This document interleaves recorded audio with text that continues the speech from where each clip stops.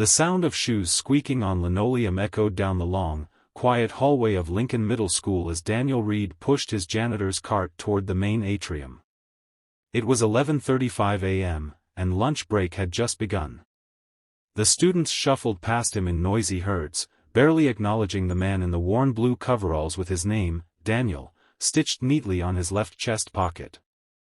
Some kids pointed at his scuffed boots. Others chuckled about the gray mop that never left his side. But Daniel didn't mind. He was used to being invisible. Daniel was a single dad, a former Army sergeant, and now the janitor of Lincoln Middle. He had taken the job not out of desperation, but out of devotion, to stay close to his son, Jamie.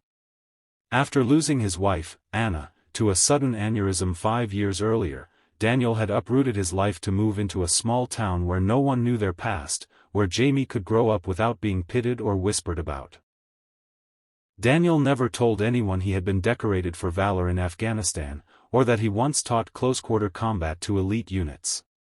That was another life, one with medals and orders and loss. Now, his battlefield was a dirty hallway. His mission, to make sure Jamie never felt alone. Jamie was 12, a quiet, bookish boy who preferred sketching anime characters in the back of the classroom to participating in sports. Daniel worried sometimes. Jamie's slender frame and gentle nature made him an easy target.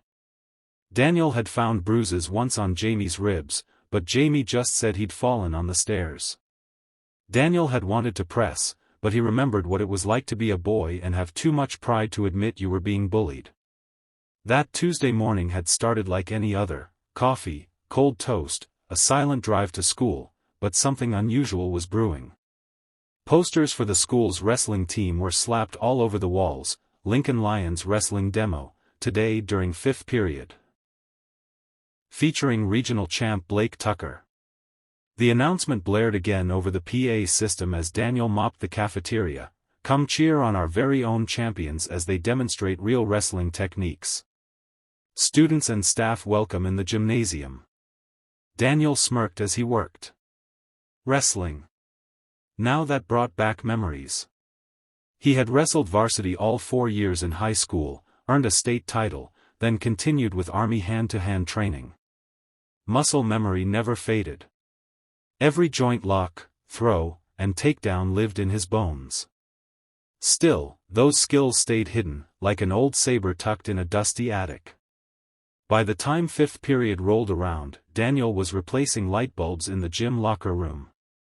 Through the vents, he could hear the gym erupt with cheers. Curious, he stepped through the side door and leaned against the wall quietly. Hundreds of students were packed into the bleachers, buzzing with energy. In the middle of the wrestling mat stood Coach Ramirez, microphone in hand, gesturing proudly at his team. At the center was Blake Tucker, a 17-year-old with a jawline like a brick and the cocky grin of a boy who thought he owned the world. Blake flexed dramatically for the crowd, who laughed and clapped.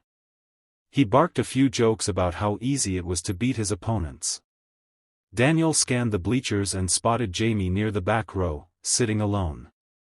His arms were crossed. His expression was blank, but Daniel saw the tightness in his son's jaw. "And now," Coach Ramirez boomed, "let's have a little fun. We're gonna show what happens when you challenge a real champ."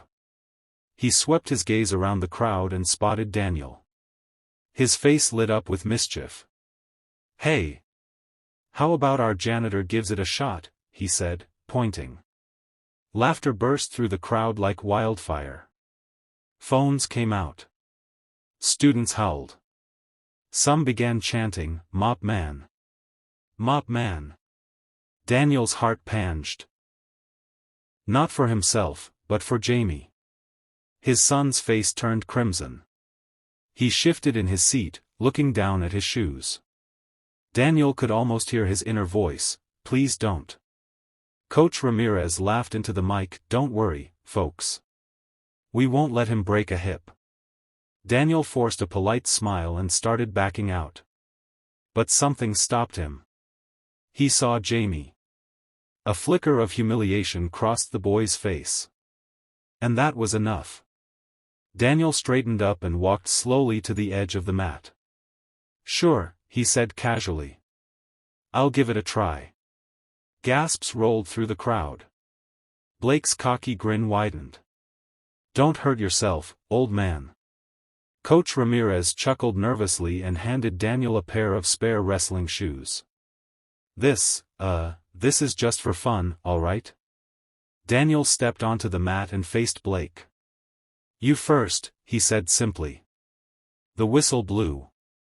Blake charged with the confidence of youth and arrogance. He grabbed for a shoulder grip, but Daniel ducked under, pivoted behind, and executed a lightning-fast leg sweep.